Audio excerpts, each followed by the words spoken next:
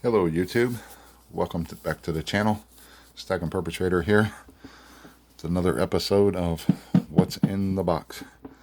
The layout you see in front of you has something to do with this. This purchase is from about 2 months ago on one of them, and the other one was about a month ago. These are proof sets. And I'll show them to you. This one is a 61 proof with the Benji. And you got the quarter, the dime, nickel, penny. Now, there's something with the stacking community. I tried to tell people back when the premium started going up and junk silver, early 2020, junk silver was floating around like 15, and then all of a sudden it jumped to 18, and now it's at 20. The premiums on everything is, everybody knows is high. You're trying to combat it. And I started stacking in 2019. No stranger to silver. I've always known what it is. This is the Kennedy proof, 64 proof. Get the quarter, dime, nickel, penny. They usually come in these yellow envelopes back then. That's usually how you'll find them. But I started stacking in 2019, and I wasn't really into numismatics or coin collecting. I just was putting away some silver for my future. And in that, I bought some bars, some 10-ounce bars, and I bought a $100 face in Constitutional, and I just put it away. And then I slowly, watching channels and getting into it, seeing what's out there, seeing what everybody was collecting. I slowly started buying the Eagles and started buying some generic silver. I like variety stuff. I don't like to just stack the same thing over and over and over again. But when it comes to this stuff, when the early 2020, when the premium started going up, I decided to get into numismatics because I had a couple of tubes of the Morgans, and had a tube of peace dollars with a few different dates, and had all the quarters and half dollars and everything tubed away. So I bought the albums, and I went with the Littleton, as you've seen in a lot of my videos. So they were cheaper than getting the Danskos, even used Danskos. And I have the sleeve that the albums go into, so they're archival quality, and the coins are well protected. With the sleeves, they stack nice, or stand up nice on this where I have them located. So the reason I switched to numismatics is because I didn't want to buy into the high premium on the silver, and so I went through, got my books in, I went through, I sorted everything out, I started filling in the slots, and I realized I had a nice quarter collection, had a nice dime collection going. I had a nice start of my Morgan dollar collection. If you haven't seen my 2 Morgan videos, book 1 and book 2, you should check those out. And I'm 6 coins away from finishing that set now. I started the peace dollar. I just released a video recently on my peace dollar collection, which I completed earlier this year. But getting back to this stuff, when I had my albums, of course, like the quarter album has a slot for your P, your D, and that's the Philadelphia, Denver, and then you get a slot for the proof, the S proof, and then you get a slot for the silver quarters and everything. So I needed these sets, and I have some of them out here. These are extras that I bought, and I'll explain why I have extras. And Of course, I did the Kennedy albums, the Sacagawea, and because I was busting up so many sets and even the P&D sets, I started the nickel and penny albums, and I, literally cracked these. Was real careful, took them apart, pulled the coins out, and put them all in their slots. I'll show you my Kennedy and some of my other albums and other videos. But what I found, and even like the Benjis, I was buying these P&D sets so I'd have BU coins in my Benji album and in my quarter album. And then of course I'd have the BUs for the nickels and dimes and penny sections. And one thing I noticed, when the junk silver, or constitutional silver, however you want to call it, did that big jump from 15 to 18, it's like it skipped over 16 and 17.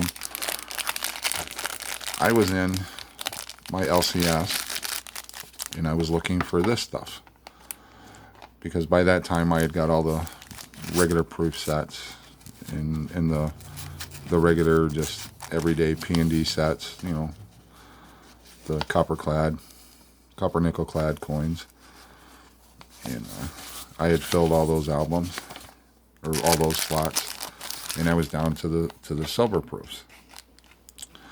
So I was trying to get all the different sets so I could crack them up. Well, I'm in my favorite LCS one day, and everybody else that was in the shop was huddled around the $50 constitutional bin and the quarter bin, the dimes.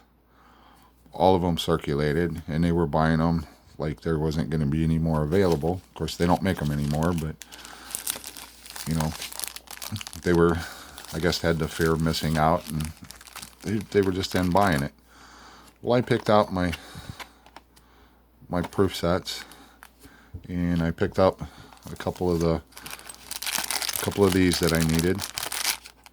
I don't think I had one or two of them, the 62, 63 or whatever I'd been watching for, and they finally had some. And I didn't catch on to this until I got home and I ran the numbers through my calculator. And what I found was that 18 times face, like if you got two circulated Benjis, scratched up, usually toned, sometimes little rim dings and surface wear and all that, they were paying 18 times face. But I looked at my receipt and I calculated it up, and my shop looked at gray sheet values to price these and price some of these, and come to find out, for these I paid $12.35 times face for this. So there's only, you get $1.50, 60, you get $1.70 in this set. But it came out to, the price was $12.35 times face, which is roughly, they charged me something, it's like $21 I paid for this. And I thought, wow, that's a deal. And I stack. And I tried to get the word out, but I wasn't doing videos then. And I found a website that had, and the reason I have so many of these, I have 1, 2, 3, 4, 5, 6, 7 of the 63s. I found a website that also had these for $21 a set, which, if you do the math, comes out to, it's like $12.35 times face. And you're buying circulated, scratched up, toned up, rim ding coins out of the junk bin for 18 times face. Why do that? This. I bought this stuff. Now, what I was told by some in the community, that this stuff doesn't belong. These things here don't belong in a truly stacker set because they're numismatic. Well, I'm both. I stack and then I do numismatic. But what's the difference in this and a tube of circulated Benjis that you got out of the junk bin? What's the difference? Why would I pay 18 times space at the time for the circulated stuff when I could get this for $12.35? What had happened is the dealers in the gray sheet hadn't caught up yet with the prices. Same with these sets. The reason I have these, and I have a bunch more of these, I was going around buying these, and I was paying, and at the time, junk silver was 18 times face. Well, I'm getting $1.85 in these sets, and that's generally the 2000 to, well, I got a 2005, but I stuck with the 2005 to 2006 because they don't contain, some of the sets have the extra pennies, or they have the set of the presidential dollars in them.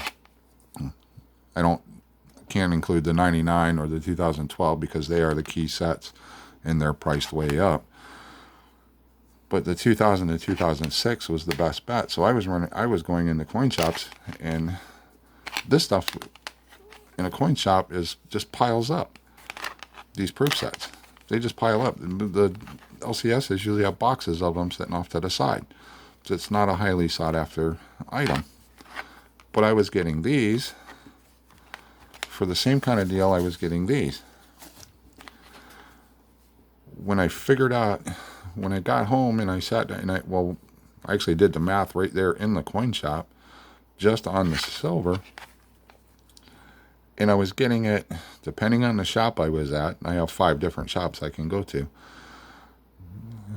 but when I was buying this, I was getting these anywhere from $12.50 to 15 times face. And keep in mind, regular junk silver was 18. So I asked the question again. Why would you buy the junk silver for 18 when you've got this right here you can get for,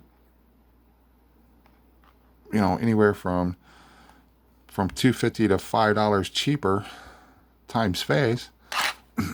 And if you don't like that it's in these things, which my LCS now, I bought a bunch of these sets that they had come in earlier this year, or what was it? Or let's see, about middle part of last year, I bought a whole bunch of these that they had got in, and I got these $1 less than what face was at the time. I think I paid 18 times face for the stack I had, and constitutional at the time was 19, bound to teeter in between 19 and 20. So I bought what they had of these. And what my LCS did, if I didn't buy these, they offered me the deal at that. But what they were going to do is literally crack these out, bag them up, or tube them up or bag them up. I don't know how they were going to, and they were going to just send them off to another wholesaler. And then they were going to take the nickels, the pennies, and the Sacagawea and just roll them up and put them in the bank. But now, even at 18 times face, because you got $1.85 in here, they charge me just for the silver. So I can actually lower, even though like 18 times face, I still got $1 here. I got $1.06 that I can take off. So actually, I'm 17 something if you do. I'm not going to do the math, but it drops me down to under 18 times face, because I have these 3 that I could technically spend or card up and sell off somewhere. So I could actually make some money on these to bring the cost down on the rest of it. But I'm not going to do that. I'm leaving them in the sets for right now because I have a place a place to store these. Same with, I know I've seen these in videos. A couple of videos I had them out for props. This is the 92. This is the Premier Silver set. And you get 75, 85, you get 85 cent, in silver, face value in silver in here. Nice little box. I got a 92. Don't worry about the prices. That was their tag. It's a 94 and a 95 set. They had 42, 20, and they had 15 on this one in my hand here. But they don't like handling this kind of stuff. So they gave me a deal. If I bought a 3, I paid 15 a set. So I have this 95 set, which according to Gray Shade is a little better. It's a better year and everything, but I paid $15 for the set. Well, I'm 15 cents shy of having a dollar face, but still at 15 bucks I couldn't pass it up. I mean, I can keep them like they are and possibly sell it later on somewhere. Maybe I go to a coin show, something like that, and set it out, and they had 42 on it. I paid 15. Heck, if I sold it for 25, I'd be making money. So I guess what I'm trying to say is don't overlook this stuff. Use your calculator when you're in. You're not going to find this stuff. Like this, my LCS, they charged me 17 for this one, and then I had to pay 18 for this one. So this one, well, the two of these I might have been just a little over. When you do the math on them, probably just a little over the 20 times face, or probably right at for this one, but maybe a little over on this one because I paid the 18. But even this 64 proof set, this is list on eBay or some of the websites I've looked at. They're asking $33 for it. I would much rather in my stack, if I'm stacking silver, I'd much rather have proof sets. Even if I cut this stuff out, even if I were to cut these out and tube them up, I'd rather have tubes looking like this down the road than some of the run-of-the-mill stuff. Even here, I'd rather have stacks of these quarters in my tubes. There's no wear. They're full. They have the full weight. The $half, all that. I'm not going to crack them out, but I know my LCS, if I didn't buy the lot that they had, that's exactly what they were going to do, because these are not high sellers in their store. But just when you're buying your silver, look for these kind of deals. They're out there. They're still out there today. I mean, I bought these back in 2020, and I bought some of these back in 2020, but I'm still getting good deals on this stuff even to this day. So keep an eye out for it. If you like what you see, hit the like button, leave me a comment, let me know what you think. Subscribe if you haven't, and we'll see you on the next episode. Thanks.